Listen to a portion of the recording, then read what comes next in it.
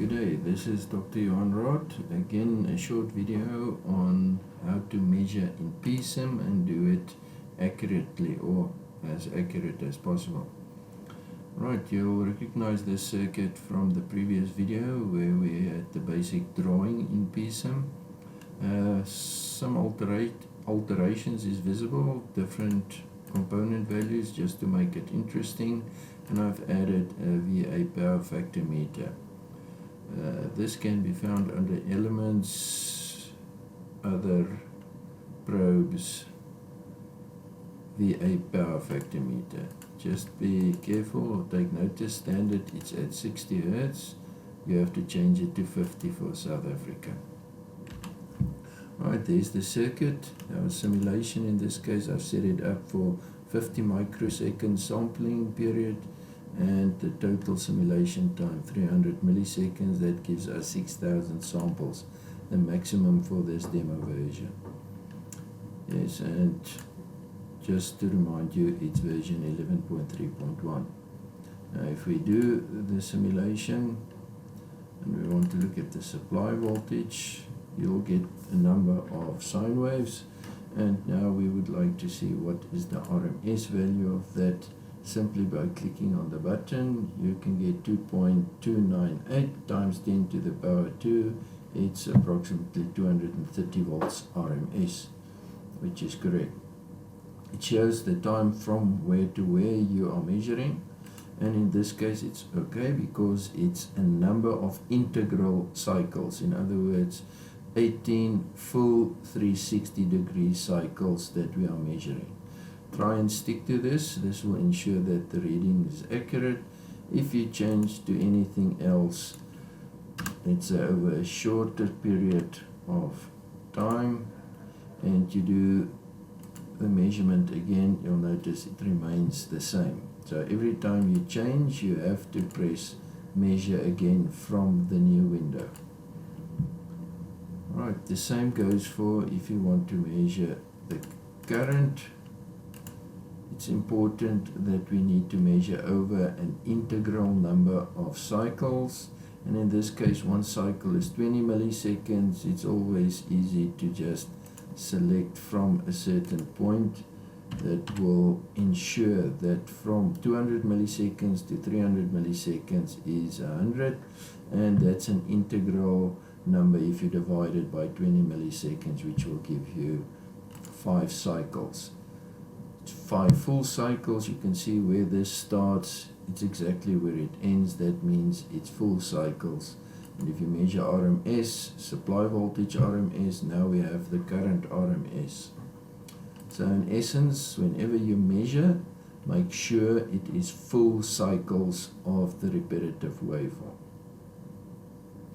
Having mentioned repetitive waveform, if we want to see what is the power factor and the VA output, volt ampere or apparent power, you'll see it varies in the beginning because it's a varying window, and it settles down towards the end in the repetitive state where the voltage and the current has settled down.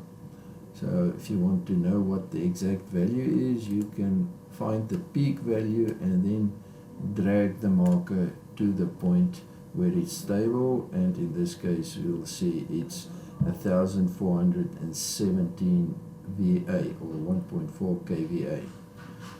If we want to see the power factor, you do the same thing, and you'll notice it settles down towards the end, and the power factor is in the region of 53.8%. Right, so if you have a scenario like this where the voltage or the current is not stable in the beginning, if you look at that, you will notice why it's happening. You can see the current is not settled down or in the same phase orientation as it is later on. Here it's in the repetitive state, and then the power factor as well as the VA output is constant. So just make sure about that. Right, lastly, if we want to look at any waveform in the frequency domain, like the supply voltage, this is time domain. the x-axis, and then if we want to see the FFT, or in the frequency domain, this is a mathematical transition of the waveform into frequency, and it shows all the components present in that actual waveform. Because this is a pure sine wave, if we want to zoom in, we'll get some component at a certain frequency here. Now, to find what that is, we can select to find the peak value, and the information from that shows that this is at 50 Hertz, and the component is 325 volts, exactly what our supply voltage is. It's a representation of the supply in the frequency domain. Let's just, for interest's sake, run it and do the supply current, which is not a perfect waveform from the start. And if we zoom in on this, we'll notice some variation. There's other components from 0 to 50 Hertz present. We have our main component at 50 Hertz, but there is some other frequency components present as well.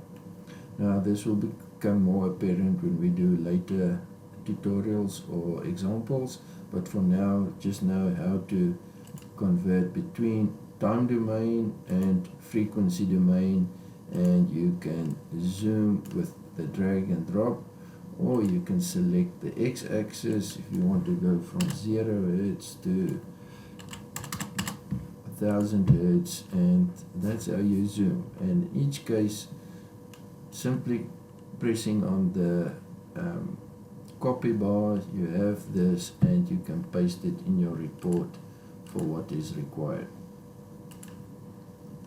Alright, that in short is how to measure in PSIM and do it as accurate as possible. Thank you and goodbye.